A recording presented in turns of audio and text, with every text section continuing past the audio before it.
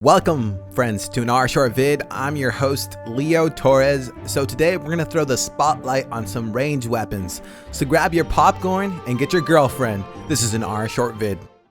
In the beginning, Noob Show creates the first RuneScape music video. In 2010, Wick 16 embarrasses bosses and becomes a RuneScape legend. In 2012, Bart Tiercard releases the EOC. But in 2013, RsShortVids is born and released to the world.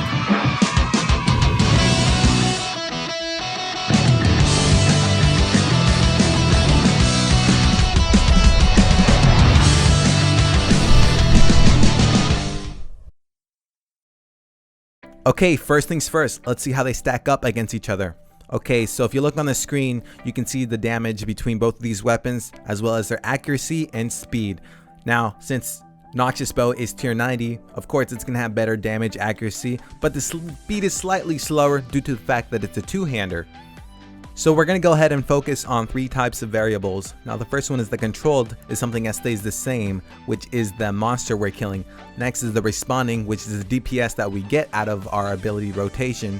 The next would be our manipulated variable, which is stuff that we change, which would be our weapons. So let's go ahead and see what gear we're going to be wielding for these experiments.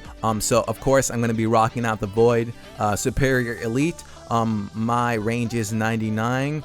I'm gonna go ahead and be under the effect of an overload, as well as curses such as Anguish, Soul Split, and Protect from Item, just to be safe.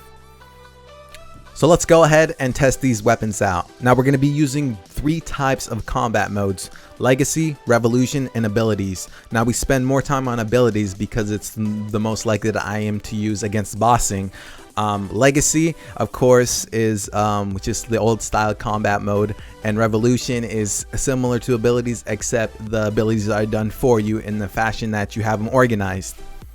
And if you look on the screen, this is my ability rotation. This is going to be done exactly like this, with the exception of Needle Strike and Dazing Shot. And Dazing Shot is only because the NOXIOUS is two-hander.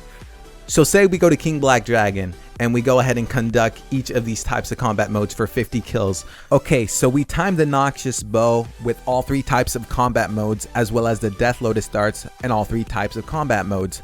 We killed King Black Dragon about 300 times, which is a good amount of time to get good analysis and DPS data back. Now I can see that the tier 90 of course is going to be better in all three types of combat modes. But it was kind of iffy. Legacy was all over the place. I got kills that were up to 30 seconds or even as high as 55 seconds, all over the place. Now Revolution, it was consistent. The kills took longer than with manual DPSing and abilities, but I could not use my thresholds.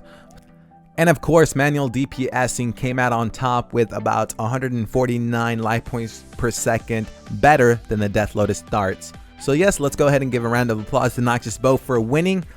Now, I don't want to stop right there. Since King Black Dragon has very low defense, I want to see how these perform against higher level bosses. So I went ahead and took these weapons and I went over to Virago. Now, I wanted to go ahead and conduct this in a same type of manner, but I wanted to do it on phase 2. Now phase 2 on Virago is a time phase, which is very good. That means it'll try to stay controlled somewhat. I'll go ahead and do a similar ability rotation, except with the, I'll definitely have Death Swiftness and try to get the best DPS I can. Now Death Lotus darts, I managed to get an average between 17k and 20k XP drops, and with NOXIOUS I got between 22k and 26k. So that's a pretty good ability rotation, I think. I might show it to you guys if you guys requested enough.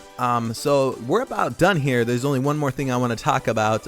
Death Lotus darts, of course, I feel are a very good alternative for PVMing. Say if you're trying out a new boss and you don't want to risk your NOXIOUS or Seismics, Death Lotus is the way to go. You can keep your extra armor pieces for when you die. You don't have to worry too much about Death Lotus getting lost, because they're pretty easy to get back. Of course, you have to go through, get 92 fletching and get your port scrolls, but in the end, it is pretty good, and I definitely love Death Lotus darts. Alright gents, I think that's about it. If you learned something, awesome. If you got any pointers or have any questions, leave me a comment and I'll try to get back to you as soon as I can. So yeah, sweet. See ya.